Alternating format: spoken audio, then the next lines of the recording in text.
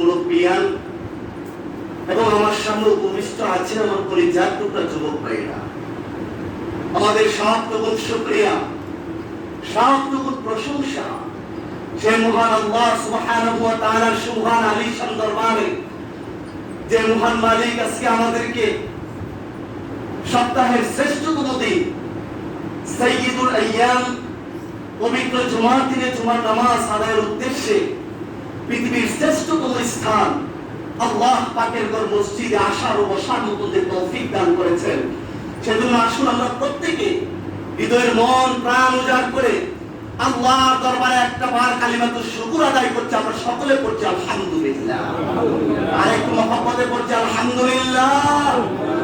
লাখ কোটি তার চেয়ে অনেক অনেক গুণ বেশি দুরূদ আর সালাম পেশ করছি আল্লাহর এই সৃষ্টির প্রধান আকর্ষণ, এই বিশ্ব সভার সভাপতি, খতমে নবুওয়াতের অধিপতি, রহমতে দুজাহান নবী মুস্তাফা সাল্লাল্লাহু আলাইহি ওয়াসাল্লামের প্রতি বিনা দরখাস্তে যে নবীর উম্মত হওয়ার সাআদা সৌভাগ্য আল্লাহ আমাদের সবাইকে নসিব করেছেন। আরেকটা বার বলি আলহামদুলিল্লাহ। আজকে জিলকদ মাসের সর্বশেষ জুমার নামাজ আমরা আদায় করব ইনশাআল্লাহ। আল্লাহ চাহে তো আগামীকাল থেকে আমাদের পবিত্র জিলহজ মাসের ১ তারিখ অর্থাৎ জিলহজ মাস আগামীকাল থেকে শুরু হয়ে যাবে। বলেন না আলহামদুলিল্লাহ, আর একটু মহব্বতে বলেন আলহামদুলিল্লাহ। জিলহজ মাস খুব উম্মতে মুহাম্মদের জন্য একটা গুরুত্বপূর্ণ মাস। বিশেষ করে জিলহজ মাসের ১ থেকে ১০ তারিখ পর্যন্ত এই সময়টার অনেক ফজিলত আছে, এটার গুরুত্ব অত্যন্ত বেশি। কারণ রাসূলুল্লাহ সাল্লাল্লাহু আলাইহি ওয়াসাল্লাম এই জিলহজ মাসে কিছু আমলের দিক নির্দেশনা তার উম্মতকে তিনি দেখিয়ে গেছেন। তার মধ্যে বিশেষ করে যে আমলটা, সেটা হচ্ছে যদি কারোর পক্ষে যদি সম্ভব হয় জিলহজ মাসের ১ তারিখ থেকে ৯ তারিখ পর্যন্ত যাদের পক্ষে সম্ভব হয় তারা যেন নফল সিয়াম সাধনা যেন করে। বলেন না আলহামদুলিল্লাহ, কারণ এই সিয়াম সাধনার অনেক বেশি ফজিলত। আল্লাহ রাসূল সাল্লাল্লাহু আলাইহি ওয়াসাল্লাম বলেছেন, বিশেষ করে ইয়াউমে আরাফা রোজার ফজিলত তো অত্যন্ত বেশি। কারণ যে ব্যক্তি ইয়াউমে আরাফার দিনে রোজা রাখবে, অর্থাৎ ৯ জিলহজ তারিখে সে সিয়াম সাধনা করবে, রোজা পালন করবে, আল্লাহ রাসূল বলেছেন তার পূর্ববর্তী ১ বছরের গুনাহ এবং পরবর্তী ১ বছরের গুনাহ আল্লাহ সুবহানাহু ওয়া তাআলা মাফ করে দিবেন। বলেন না সুবহানাল্লাহ। তাহলে রোজাটার গুরুত্ব আছে না নাই? বলেন অনেক গুরুত্ব, অনেক গুরুত্ব। এজন্য রাসূলুল্লাহ আমল শিখিয়ে গেছেন, জিলহজ মাসের চাঁদ ওঠার আগে তোমরা তোমাদের নখ চুল এমনকি তোমাদের মুখ যাদের বড় হয়ে গেছে, তোমরা সেই সমস্ত জিনিসগুলো খাটো করে ফেলো, পরিষ্কার পরিচ্ছন্ন হয়ে নাও। কারণ যারা কুরবানি করবে, কুরবানির ইচ্ছা পোষণ যারা করেছে, কুরবানির নিয়ত যারা করেছে, আল্লাহ রাসূল বলছেন জিলহজের চাঁদ যখন উদিত হয়ে যাবে, সেই জিলহজের চাঁদ উদিত হওয়া থেকে শুরু করে ১০ তারিখ কুরবানি পর্যন্ত তোমরা তোমাদের নখ চুল মুখ এই সমস্ত জিনিসগুলো আর কর্তন করবে না। বলেন না সুবহানাল্লাহ।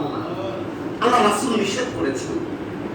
এজন্য এখনো যারা নখগুলো কাটেন নাই, চুল যারা ছাঁটাই করেন নাই, তারপরে মুখ যারা খাটো করেন নাই, বা শরীরের অবাঞ্ছিত পশম যারা কাটেন নাই, আজকে মাগরিবের আগে এই সমস্ত জিনিসগুলো আপনি পরিষ্কার পরিচ্ছন্ন করে ফেলবেন।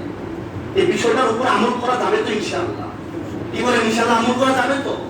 আল্লাহ পাক আমাদেরকে আমল করবার তৌফিক দান করুন। সকলে বলুন আল্লাহুম্মা আমিন। প্রিয় সুধী, আমাদের সামনে একেবারে আমাদের কুরবানি একেবারে সন্নিকটে উপস্থিত হয়ে গেছে। আল্লাহ চাহে তো কুরবানির আগে হয়তো আমরা আর একটা জুমা মাত্র পাবো। এজন্য আজকে আমি চিন্তা ভাবনা করেছি আপনাদের সামনে এই কুরবানির বিষয়ে একটু মুখতাসার আলোচনা করবার জন্য। কারণ এই কুরবানিটা আমরা একমাত্র একজনের সন্তুষ্টির জন্য দিলে করেন তো তিনি কে? আর মহব্বতে পড়তে হবে, তিনি কে? নাকি দুনিয়ার কোনো লোককে খুশি করার জন্য কুরবানি করে? দুনিয়ার কোন বিবিকে খুশি করার জন্য কুরবানি করি? দুনিয়ার কোন মানুষকে খুশি করার জন্য কেউ যদি কুরবানি করে, মানুষ আমাকে বড় লোক করবে, আমি 2 লক্ষ টাকার গরু দিয়ে আমি কুরবানি করতেছি, মানুষ আমার প্রশংসা করবে সমাজের ভিতরে, আমি এই বিশাল বড় গরু নিয়ে আসছি, মানুষ আমার প্রশংসা করবে, মানুষ আমাকে দানশীল করবে, মানুষ আমাকে ধনী বলবে, এমন ধরনের চিন্তা ভাবনা কোন মানুষের ভিতরে যদি থাকে, আর সে 2 লক্ষ টাকার কেন, সে যদি 10 লক্ষ টাকার গরুও যদি কুরবানি দেয়, তাহলে তার কুরবানি আল্লাহর দরবারে কখনো কবুল হবে না। ঠিকটা বেঠিক বলে? কারণ লোক দেখানো কুরবানি আল্লাহর দরবারে কখনো কি হয় না, কখনো কবুল হয় না। কারণ কুরবানিটা হচ্ছে একমাত্র আল্লাহর সন্তুষ্টির জন্য। একমাত্র কার সন্তুষ্টির জন্য বলেন? একমাত্র আল্লাহর সন্তুষ্টির জন্য। শুধু কুরবানি কেন, আপনার জীবনে যাই কিছু আছে, কুল ইন্নাস সালাতি ওয়া নুসুকি ওয়া মাহইয়ায়া ওয়া মামাতি লিল্লাহি রাব্বিল আলামিন, আমার জীবনে যত নামাজ আছে, আমার জীবনে যত রোজা আছে, আমার জীবনে যত কুরবানি আছে, আমার জীবনে যত হজ আছে, আমার জীবনে যত যাকাত আছে, আমার সমস্ত ইবাদত বন্দেগী একমাত্র একজনের সন্তুষ্টির জন্য হবে। চিল্লায়া করতে হবে, তিনি কে? আল্লাহর সন্তুষ্টির জন্য শুধু আমার সব ইবাদত বন্দেগী হবে। এজন্য আল্লাহ জানিয়ে দিলেন, কুল ইন্নাস সালাতি, এ রাসূল বলে দিন আমার নামাজ, ওয়া নুসুকি, এবং কি আমার কুরবানি, ওয়া মাহইয়ায়া, এবং কি আমার জীবন, ওয়া মামাতি লিল্লাহি রাব্বিল আলামিন, এবং কি আমার মরণ হবে শুধু একমাত্র আল্লাহর সন্তুষ্টির জন্য। বলেন না সুবহানাল্লাহ? এজন্য কুরবানি করবেন কার সন্তুষ্টির জন্য বলেন? আর একটু মহব্বত আল্লাহকে জানিয়ে দেন, কুরবানি কার জন্য করব আমরা? আল্লাহর জন্য আমরা কুরবানি করব। হয়তো আমার সেই কুরবানির পশুটা ছোট হতে পারে, হয়তো আমার সেই কুরবানির পশুটা হয়তো একটা ছাগল হতে পারে, কিন্তু আমার দিলের তাকওয়া যদি ঠিক থাকে, আমার দিল যদি আল্লাহর মহব্বত যদি ভরপুর যদি থাকে, তাহলে আমার সেই ছোট বকরির কুরবানি কবুল করবেন কে? আল্লাহ। যদি আমার সন্তুষ্ট যদি না থাকে, আল্লাহর তাকওয়া যদি না থাকে, আল্লাহর ভয় যদি না থাকে, তাহলে যত বড় আপনি বকরি বা ছাগল বা আপনি পশু কুরবানি দেন, সেই কুরবানি আল্লাহর দরবারে কসমিন কাল কবুল হবে। এজন্য প্রিয় হাজির, এই কুরবানির ইতিহাস অনেক ব্যাপক, অনেক ব্যাপক এক ইতিহাস। এটা শুধু আমাদের আখিরি জামানার নবী মুহাম্মদুর রাসূলুল্লাহ সাল্লাল্লাহু আলাইহি ওয়াসাল্লামের জামানা থেকে শুধু শুরু হয় নাই, এটা শুধু ইব্রাহিম আলাইহিস সালামের জামানা থেকে শুরু হয় নাই, এটা শুধু ইসমাঈল আলাইহিস সালামের জামানা থেকে শুরু হয় নাই, বরং আপনারা শুনলে অবাক হবেন, আমাদের আদি পিতা সাইয়্যিদনা হযরত আদম আলাইহিস সালাতু ওয়াস সালামের সেই জামানা থেকে কুরবানি আল্লাহ পাক প্রচলন করে দিয়েছেন। বলেন না সুবহানাল্লাহ? সেই আদম আলাইহিস সালাম থেকে, একেবারে সূচনা লগ্ন থেকে, যে আদম আলাইহিস সালামের যখন 2 সন্তান যখন হলো, হাবিল এবং কাবিল, আমাদের হাওয়া আলাইহিস সালামের গর্ভে যখন সন্তান জন্ম লাভ করতেন, তখন একটা ছেলে আরেকটা মেয়ে জন্ম লাভ করতেন। বলেন না সুবহানাল্লাহ? একটা ছেলে আরেকটা মেয়ে জন্ম লাভ করতেন। এভাবে প্রত্যেক ধাপে ধাপে যখন সন্তান পৃথিবীর বুকে জন্মগ্রহণ করত, তখন একটা ছেলে আরেকটা মেয়ে জন্মগ্রহণ করত। কিন্তু আল্লাহ পাক এই পৃথিবীতে বংশ বিস্তারের জন্য, বিবাহকে জায়েজ করার জন্য আল্লাহ সুবহানাহু ওয়া তাআলা তৎকালীন সময়ে আপন ভাই বোনের মধ্যে আল্লাহ পাক বিবাহকে তিনি হালাল করেছিলেন। বলেন না সুবহানাল্লাহ? এটা আসতে বলেন কেন? আরো জোরে বলেন। বিবাহকে হালাল করেছেন। তবে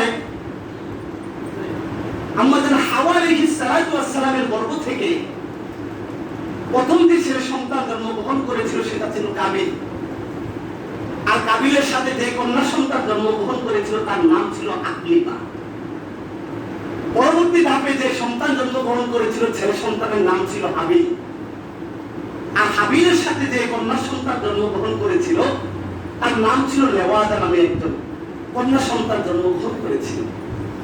কিন্তু আল্লাহ পাক পদ্ধতি শিখিয়ে দিলেন, প্রথম গর্ভ থেকে যে কন্যা সন্তান জন্মগ্রহণ করেছে তার বিবাহ হবে দ্বিতীয় গর্ভ থেকে যে পুত্র সন্তান জন্মগ্রহণ করেছে তার সাথে। কথাগুলো আপনারা একটু গভীরভাবে খেয়াল করবেন। সেই কুরবানির সূচনাটা কোথায় থেকে আসলো? প্রথম গর্ভ থেকে যে পুত্র সন্তান জন্মগ্রহণ করবে তার বিবাহ হবে দ্বিতীয় পর্যায়ে যে কন্যা সন্তান জন্মগ্রহণ করবে তার সাথে, আর প্রথম যে কন্যা সন্তান জন্মগ্রহণ করবে তার বিবাহ হবে দ্বিতীয় কন্যা সন্তানের সাথে। এই জন্য বাক্যক্রমে কাবিলের সাথে যে বোন জন্মগ্রহণ করেছিল আকলিমা, সে ছিল সুন্দরী একজন মেয়ে, আর হাবিলের সাথে যার জন্ম হয়েছিল সে ছিল একটু সৌন্দর্য কম।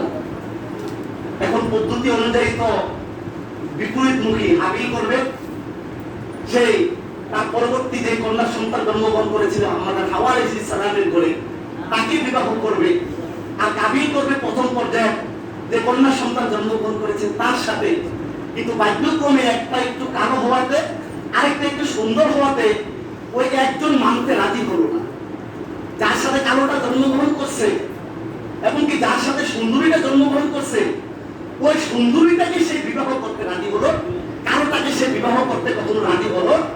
উভয়ের মধ্যে একটা ঝগড়া সৃষ্টি হয়ে গেল এবং কি এক পর্যায়ে হাবিল তার কাবিল ভাইকে সে হত্যা করার চেষ্টা করলো। এক পর্যায়ে হত্যা করার চেষ্টা করলো, কিন্তু তাদের বিষয়ের ফয়সালা হয়েছিল তারা যেন আল্লাহর রাস্তায় যেন একটা কুরবানি যেন করে।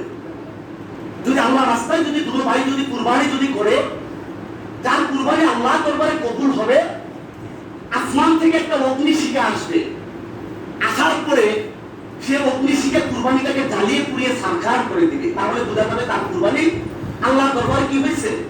কবুল হয়েছে। তাহলে তার সাথে যে মেয়ের বিবাহের কথা ছিল সে এই মেয়েকে বিবাহ করবে।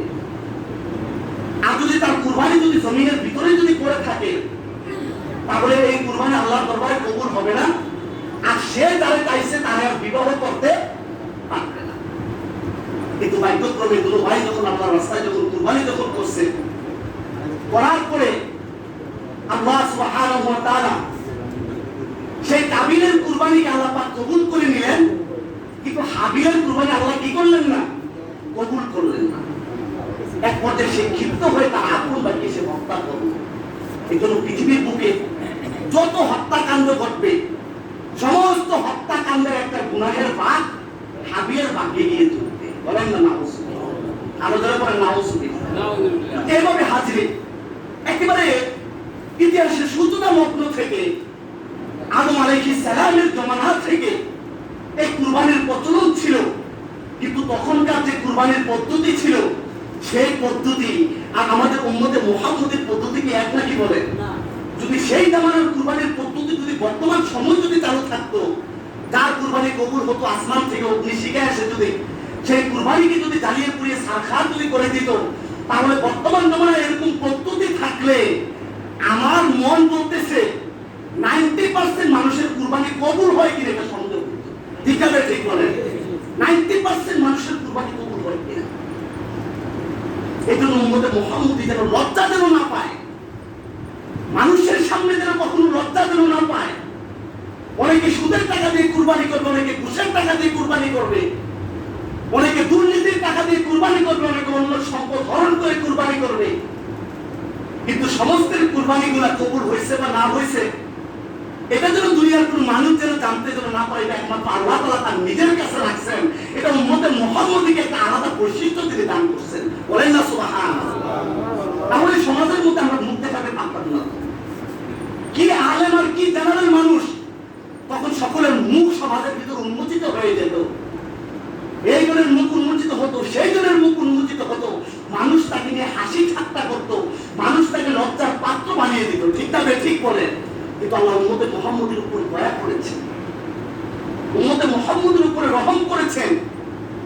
আল্লাহ পাক বিষয়টা তিনি গোপন রেখেছেন। এজন্য আল্লাহ বলেন বিষয়টা আমি গোপন রেখেছি ঠিকই, ইন্নাল্লাহা লা ইয়ানজুরু ইলা সুওয়ারিকুম ওয়া আমওয়ালিকুম ওয়ালাকিন ইয়ানজুরু ইলা কুলুবিকুম ওয়া আমালিকুম। আমি আল্লাহ তাআলা তোমাদের কোনো সম্পদ দেখি না, তোমাদের কোনো চেহারা সুরত দেখি না, বরঞ্চ আমি আল্লাহ তাআলা তোমাদের একটা জিনিসই দেখি, কে কতটুকু তাকওয়া সহকারে, কে কতটুকু আল্লাহ পাকের মহব্বত, আল্লাহর মহব্বত, আল্লাহর ভালোবাসা দিলের ভিতরে আল্লাহর গোলামি করতে পেরেছো, সেই জিনিসটাই শুধু আমি আল্লাহ সুবহানাহু ওয়া তাআলা দেখি। বলেন না সুবহানাল্লাহ। শুধুমাত্র মানুষের অন্তর দেখি আমি।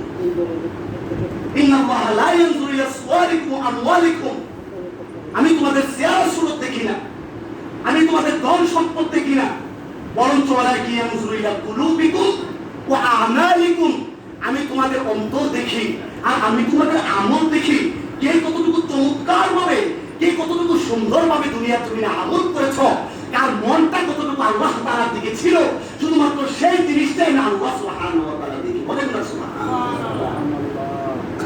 এজন্য কুরবানি হবে একমাত্র একজনের সন্তুষ্টির জন্য। চিল্লায়ে পড়েন তিনি কে? আল্লাহ। আল্লাহর জন্য, আল্লাহর জন্য হবে। এজন্য আমি আমার দক্ষিণ সুশীলবাসীকে বিনীতভাবে অনুরোধ করব, কোন লৌকিকতা যেন আমাকে যেন না ছুঁয়ে যায়, কোন লৌকিকতা যেন আমাকে যেন না টাচ করতে পারে, কোন লৌকিকতা যেন আমাকে যেন স্পর্শ যেন না করতে পারে। আমি যেন শয়তানের ধোঁকায় পড়ে যেন আমার লক্ষ লক্ষ টাকা যেন আমি যেন বিনষ্ট না করি, লক্ষ লক্ষ টাকা যেন আমার যেন বিনষ্ট যেন না হয়ে যায়। বরঞ্চ এই কুরবানি হবে একমাত্র আমার রবের সন্তুষ্টির জন্য, একমাত্র রবের সন্তুষ্টির জন্য কুরবানি করব। এই জন্যই কুরবানি করব। একটা পশুর ভিতরে যেমন পশুবৃত্তি আছে, ঠিক তদ্রূপভাবে একটা মানুষের ভিতরে পশুবৃত্তির কার্যক্রম আছে। ঠিক আছে, ঠিক বলেন? আপনি সবাই কি মানুষ ভাববেন নাকি? আল্লাহ কোরআনে মানুষকে উলাইকা কাল আনআম, চতুষ্পদ জন্তু বলেছেন। নাউযুবিল্লাহ বললেন কেন? মানুষকে বলেছেন চতুষ্পদ জন্তু। তাহলে সেই চতুষ্পদ জন্তুগুলো কারা? সেই জিনিসগুলো তো আমাকে অনুধাবন করা দরকার। এজন্য আমাদের ভিতরে যে পশুবৃত্তি আছে, আল্লাহর রাস্তায় সেই কুরবানির মাধ্যমে সেই পশুবৃত্তিগুলো যদি আমরা বিলীন করতে পারি, সেই লক্ষ্য এবং উদ্দেশ্য নিয়ে আমরা আমাদের কুরবানিগুলো করব। আল্লাহ যেন আমাদেরকে কবুল করে, একটা আমিন করুন।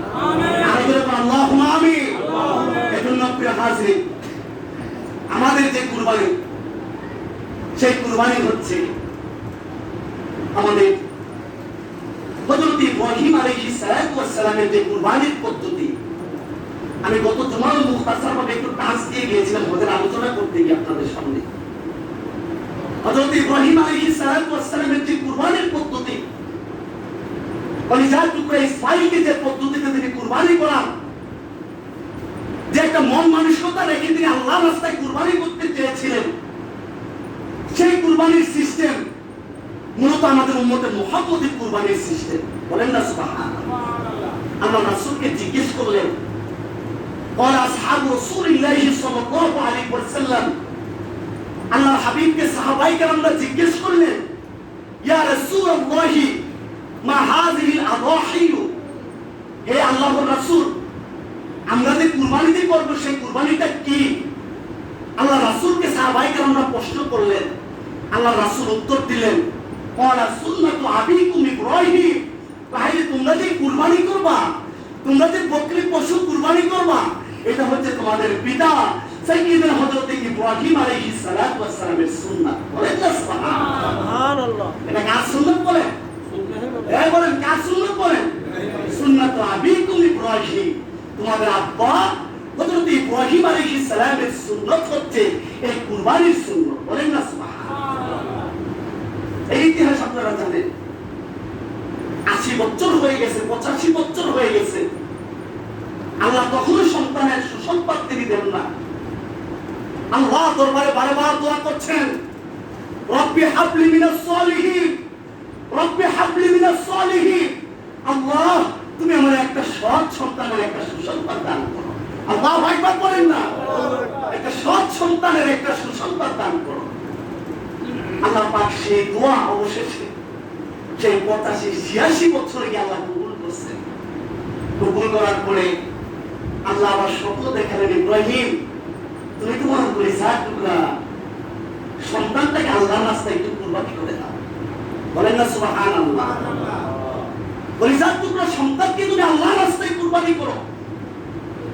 যে সন্তান কলিজার টুকরা পিতার হাতে ধরে চলাচলের বয়স উপনীত হলে, বাবাকে যখন প্রশ্ন করা শিখেছেন, বাবা এটা কি জিনিস, বাবা এটা কি জিনিস, বাবা এটা কি জিনিস, বাবাকে যখন প্রশ্ন করা যখন শিখেছেন, সেই মুহূর্তে বাবার কলিজাটা যখন আনন্দে উৎফুল্লিত যখন হয়ে গেল, সেই মুহূর্তে আল্লাহ স্বপ্ন দেখালেন, তোমার সন্তানকে তুমি আল্লাহর রাস্তায় কুরবানি করে দেবো। আল্লাহু আকবার বলে। এই স্বপ্ন দেখার পরে ইব্রাহিম আলাইহিস সালাম সন্তানকে বললেন, ইয়া বুনাইয়া ইন্নী আরা ফিল মানামি, ও কলিজার টুকরা সন্তান, আমি আজকে স্বপ্নে দেখেছি, আমি আসবাহুকা, আমি তোমাকে আল্লাহর রাস্তায় কুরবানি করতে, জবাই করতে আমি স্বপ্ন দেখেছি। তারপরে বললেন, ফানজুর মাযা তারা, আমি যে স্বপ্ন দেখি, যে স্বপ্নের ব্যাপারে তোমার মতামত কি, এই স্বপ্নের ব্যাপারে তুমি কি বলবে আমাকে একটু বলো। সন্তান বললেন, ক্বালা ইয়া আবাতি ফাআল মা তুমার সাতাজিদুনি ইনশাআল্লাহু মিনাস সাবিরিন। আব্বা, আপনি যে স্বপ্ন দেখেছেন আপনার কলিজার টুকরা সন্তানকে আপনি জবাই করতেছেন, আপনি যে স্বপ্ন দেখেছেন আপনার কলিজার টুকরা সন্তানকে কুরবান করতেছেন, শীঘ্রই অচিরেই আপনি আপনার সন্তান স্বপ্নকে বাস্তবায়ন করুন, আপনার স্বপ্নকে আপনি বাস্তবে রূপলাভ করুন। সাতাজিদুনি ইনশাআল্লাহু মিনাস সাবিরিন। আব্বা, অবশ্যই অবশ্যই আপনি ইসমাঈলকে ধৈর্যশীলদের অন্তর্ভুক্ত পেয়ে যাবেন, বলেন সুবহানাল্লাহ। আপনি অবশ্যই ইসমাঈলকে আপনি ধৈর্যশীলদের অন্তর্ভুক্ত আপনি পেয়ে যাবেন।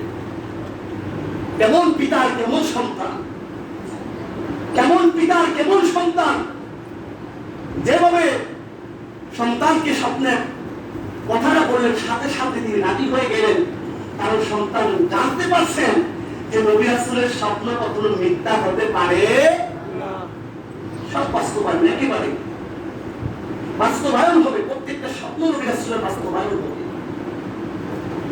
এই জন্য প্রিয় হাজির, এই কুরবানির অনেক ইতিহাস, এই কুরবানির অনেক ইতিহাস এবং এই কুরবানির অনেক ফজিলত রয়েছে।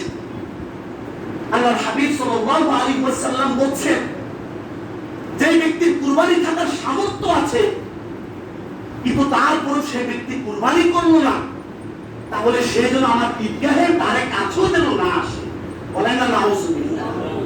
সে যেন আমার কি না করে ঈদগাহের ধারে কাছেও যাতে সে যেতে না আসে, কারণ কুরবানি থাকার সামর্থ্য আছে কিন্তু আল্লাহর রাস্তায় সে কুরবানি করতে পারে না, তাহলে তার মতো মুসল্লি আর উম্মত আমার ঈদগাহের ময়দানে এসে ঈদের নামাজ পড়ার কোনো অধিকার নাই। এই জন্য যাদের সামর্থ্য আছে তারা অবশ্যই অবশ্যই কুরবানি করতে হবে, তারা অবশ্যই কুরবানি করতে হবে। আমরা আল্লাহর খাতির আপনাকে জবাবদিহিতা করতে হবে। আল্লাহ রাসূল সাল্লাল্লাহু আলাইহি ওয়াসাল্লাম বলেন, হে ফাতেমা, তোমার পশুটা যখন কুরবানি করা হয় তখন তুমি সেই কুরবানির দৃশ্যকে দেখো, কারণ কুরবানির পশুর রক্তটা যখন জমিনের মধ্যে যখন পড়ার সাথে সাথে আল্লাহ সুবহানাহু ওয়া তাআলা সেই বান্দা তার জীবনের সমস্ত গুনাহগুলো মাফ করে দেন, বলেন না সুবহানাল্লাহ। সমস্ত গুনাহগুলো মাফ করে দেন আল্লাহ জমিনের রক্তটা পড়ার সাথে সাথে। এবং কি সাহাবায়ে কেরাম রাসূলুল্লাহকে প্রশ্ন করলেন, ইয়া রাসূলুল্লাহ, আমরা যে কুরবানি করব সেই কুরবানির মধ্যে আমাদের জন্য কি রয়েছে? আল্লাহ রাসূল বলছেন, যে কুরবানির জন্য তোমাদের রয়েছে কুরবানির পশুর শরীরে যত পরিমাণ পশম আছে, যত পরিমাণ পশম আছে সেই পশমের বিনিময়ে আল্লাহ সুবহানাহু ওয়া তাআলা তোমার আমলনামায় আল্লাহ পাকে নেকি দিয়ে ভরপুর করে দিবেন, বলেন না সুবহানাল্লাহ। তোমার আমলনামায় নেকি দিয়ে আল্লাহ ভরপুর করে দিবেন। তবে শর্ত হচ্ছে, ইন্নাস সালাতি ওয়া নুসুকি ওয়া মাহইয়ায়া ওয়া মামাতি লিল্লাহি রাব্বিল আলামিন। তবে তোমার কুরবানিটা হতে হবে একজনের জন্য, চিন্তা করে দিনকে একমাত্র আল্লাহর জন্য যদি হয় তাহলে তুমি এই সওয়াবের ভাগীদার হবে, কুরবানির শরীরে যাবতীয় পশুর সওয়াবের মালিক হবে।